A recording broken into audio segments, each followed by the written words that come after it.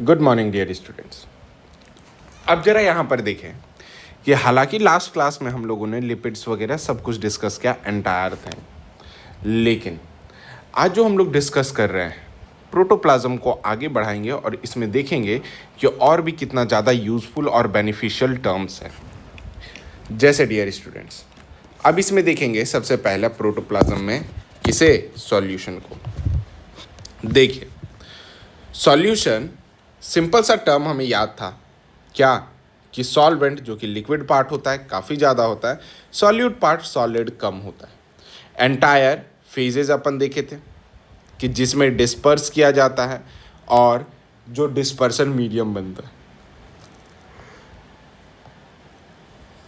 आगे हमने ये भी देखा था कि मिल्क भी एज अ सॉल्यूशन है, इमल्सन है, ब्लड सॉल्यूशन इमल्सन दोनों, एरोसॉल के बारे में पढ़ा था। प्लस अब जरा देखो कि लिविंग सिस्टम में एक कोलॉइडल सॉल्यूशन जो है ये रिवर्सिबल टाइप है। मतलब रिवर्सिबल का मतलब क्या होता है कि आगे पीछे अपन चेंज कर सकते हैं। क्या कर सकते हैं? आगे पीछे चेंज कर सकते हैं। मतलब कि सॉल्यूशन को अगर जिलेटेशंस करेंगे तो जेल बन जाएगा, या फिर जेल को सॉल्यूशन करेंगे तो सॉल्यूशन बन जाएगा। मतलब आप समझो एग्जाम्पल, तो ये मिल्क है और ये कर्ड है।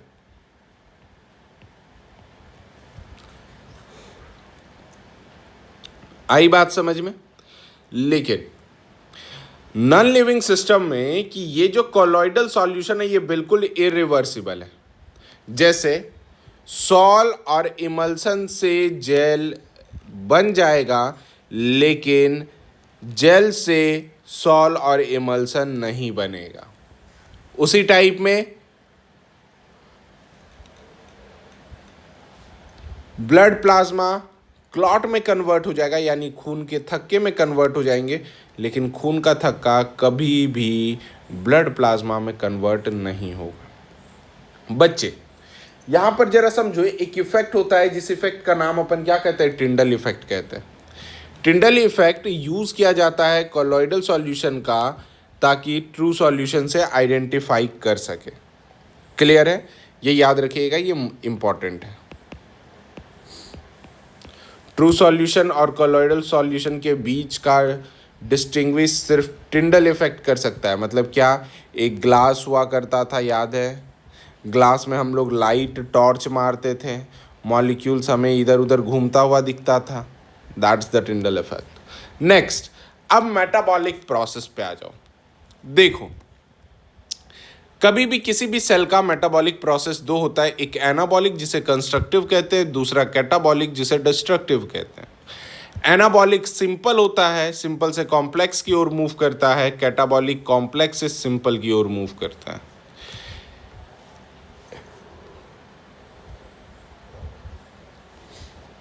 एनाबॉलिक एंडरगोनिक होता है, यानी ये जो एनर्जी अपने अंदर लेगा, जबकि मेटाबॉलिक एक्सर्गोनिक होता है, जो भी रिएक्शन होगा एनर्जी देगा। क्यों? क्योंकि कॉम्प्लेक्स से सिंपल बन रहा है ना, और ये सिंपल से कॉम्प्लेक्स बन रहा है। तो यही वजह से मेटाबॉलिक में एनर्जी रिक्वायर होता है, कैटाबॉलिक में एनर्जी रिक्वायर नहीं होता है। अब मेटाबॉलिक का एग्जाम्पल है फोटोसिंथेसिस और कैटाबॉलिक का एग्जाम्पल है रेस्पिरेशंस। अब समझो यहाँ पर मोस्ट इंपॉर्टेंट टर्म कि जो एसिमिलेशन है, यानी जिसे अपन formation of living material from the non living material कहते हैं, वो एक्चुअल में एसिमिलेशन कहलाता है, जिसमें फूड, वाटर, न्यूट्रिएंट जो कि नॉन लिविंग पार्ट है और इससे अपन लिविंग पार्ट प्रोटोप्लाज्म बना लिया। अब जरा समझो कि केमिकल प्रॉपर्टी क्या है। केमिकल प्रॉपर्टी में ध्यान देना कि किसी भी सेल्स का chemical property total 34 different types of element होता है, जिसमें कि 94 से 96% मेजर एलिमेंट होते हैं और 4% से लेकर के 3% माइनर होते हैं।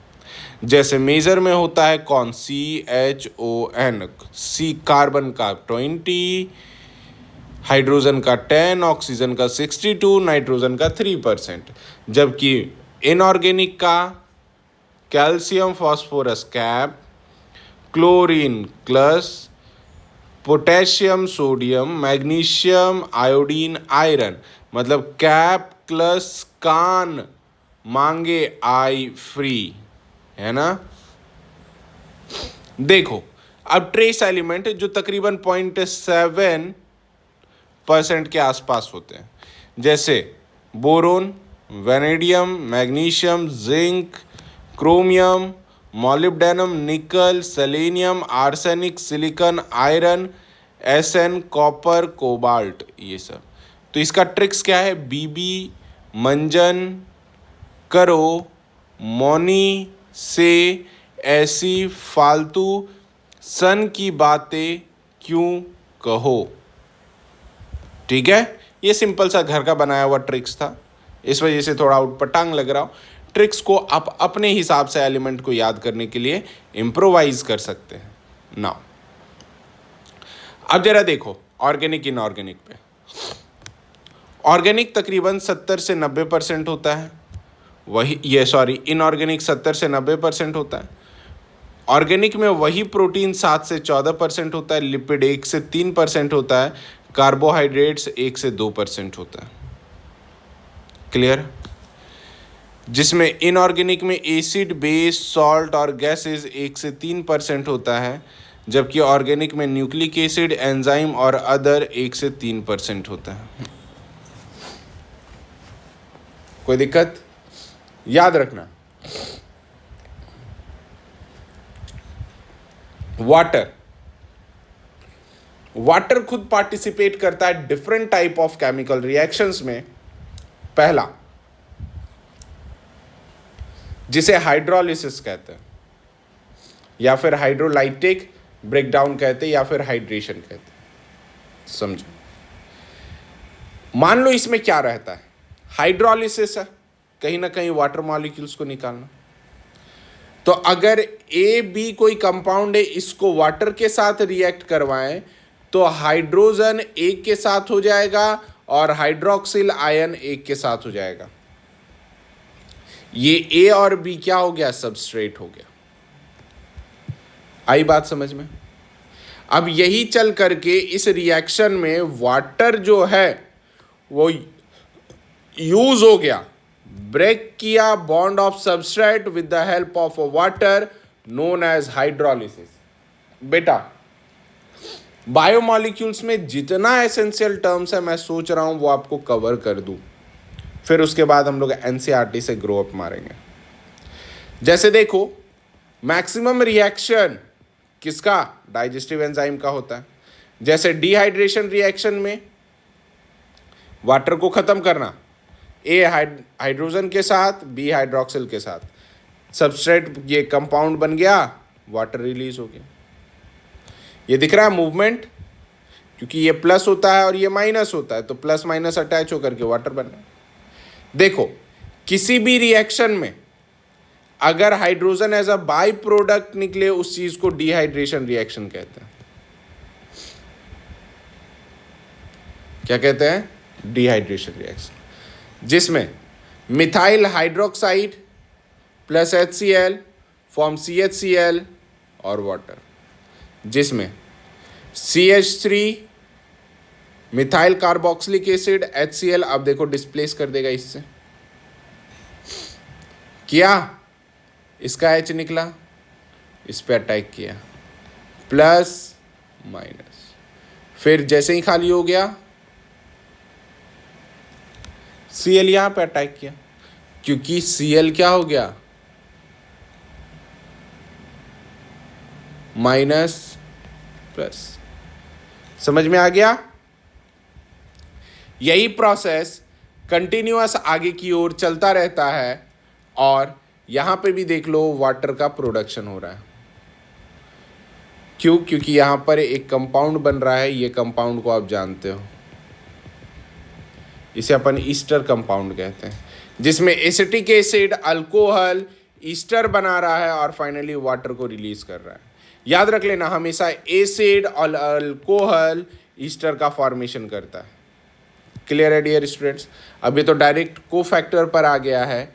कोफैक्टर समझ ही लो, क्योंकि जब रिएक्शन समझ गए हो तो कोफैक्टर भी आसानी से समझ जाओगे। जैसे क्या होता है कि कुछ एंजाइम रिक्वायर होता है आयन के लिए रिएक्टिविटी सब्सटेंस, मतलब कि कुछ ना कुछ कोई ना कोई ऐसे आयंस होंगे जो रिक्वायर करेंगे ताकि रिएक्शंस को बढ़ाया जा सके, उस रिएक्शन का ही नाम अपन कोफैक्टर देंगे। आई बात समझ में? अब बात करो सॉल्ट लिंकेज के बारे में। सॉल्ट लिंकेज का मतलब क्या? अब जरा देखो कि जो बोन्स है हमारे बॉडी में, हड्डियां जो है, ये एक्चुअल में फॉर्म करता है with the help of salt linkage. Clear? जिसमें कि सॉल्ट लिंकेज होता है बिटवीन लार्जर सब यूनिट एंड स्मॉलर सब यूनिट ऑफ राइबोसोम। ठीक है, जैसे राइबोसोम्स बताया गया था ना, तो लार्जर सब यूनिट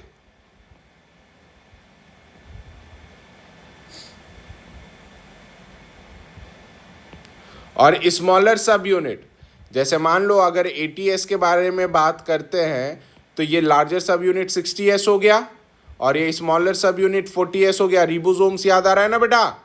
यस, वहीं का है ये क्वेश्चन। तो ये जो लिंकेज करेंगे लार्जर और स्मॉलर यूनिट में, वहां पर magnesium ion important role play करेगा। याद है मैंने बताया था सेल में कि अगर मैग्नीशियम का कंसंट्रेशन सेल के अंदर बढ़े तो देन दोनों सब यूनिट आपस में आकर के ज्वाइन होते हैं और क्या करते हैं? प्रोड्यूस करते हैं कि हाँ भाई अब हमें प्रोटीन सिंथेसाइज करना है। प्लस ये जो सॉल्ट लिंकेज है ये DNA और हिस्टोन प्रोटीन में यूकारियोट्स में भी होता है with in the magnesium ion. Histone protein, और कहोगे कि सर ये क्या पढ़ा दिया? बेटा DNA तो जानते हो ना, ऐसा रिबन होता है, लेकिन इससे पहले अगर इसे देखोगे ना,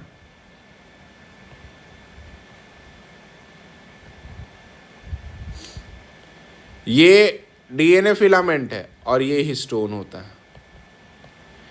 इसके ऊपर राउंडेड स्ट्रक्चर में क्या होता है? पाया जाता है क्या? हिस्टोन पे चिपका पड़ा रहता है।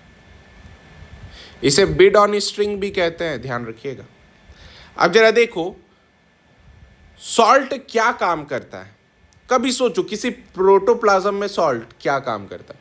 कुछ लोगों को लग रहा होगा कि सर बहुत फालतू चीजें पढ़ा रहे हैं। नहीं बेटा, ये सारे सिलेबस में है, सब सिलेबस में। देखो AIPMT 2008 का पूछा गया क्वेश्चन से। अब जरा देख लेना, सॉल्ट जो है मेंटेन करता है परसेंटेज ऑफ वाटर का, ठीक है, वो भी सेल में। जैसे एक कोलेरा पेशेंट ले लो, इसमें सैलिनेटेड ड्रिप है, मतलब घट रहा है, बढ़ रहा है, सॉरी। कोलेरा पेशेंट का वाटर कंटिन्यूअस डिक्रीज होता जा रहा है, इसी चीज को डिहाइड्रेशन कहते हैं, डायरिया जिसे कहते हैं। जब सैलिनेटेड ड्रिप कर रहा है तब क्या हो रहा है? सॉल्ट इंक्रीज हो रहा है, वाटर भी इंक्रीज हो रहा है, तो मतलब यहां पर क्या हो रहा है? डिहाइड्रेशन नहीं हो रहा है। ध्यान रखना, ये समझने का। प्लस एक बेसिक टर्म है एसिड बेस इंटरेक्शंस, जिसमें कि प्रोटोप्लाज्म में प्रेजेंट होता है। साथ साथ जो pH होता है यही बफर होता है, सेल्फ मेंटेन करता है pH को, कंट्रोल करता है pH। और मेन pH बफर सिस्टम जो होता है प्रोटोप्लाज्म का, ये होता है कार्बोनिक एसिड, और दूसरा क्या होता है? Bicarbonate system. जैसे कार्बोनिक एसिड है H2CO3, बाइकार्बोनेट है HCO3 माइनस। अब जरा देख लेना, H प्लस स्ट्रॉन्ग बेस के तरफ से हाइड्रोक्सिल आयन आया, वाटर निकला, लेकिन इसका H बना करके स्ट्रॉन्ग एसिड बना दिया। यही चीज कंटिन्यूअस होता है, तो एसिड क्या हो गया? डाइल्यूट हो गया। इसी चीज को एसिड बेस मैकेनिज्म कहते हैं, जो हमारे बॉडी में अक्सर चलता रहता है बफर सॉल्यूशन मेंटेन करने के लिए। ये सबसे ज़्यादा करने के पीछे जो रेस्पॉन्सिबल है, वो पता है ना कौन है रेस्पॉन्सिबल? कौन? हमारा ब्लड।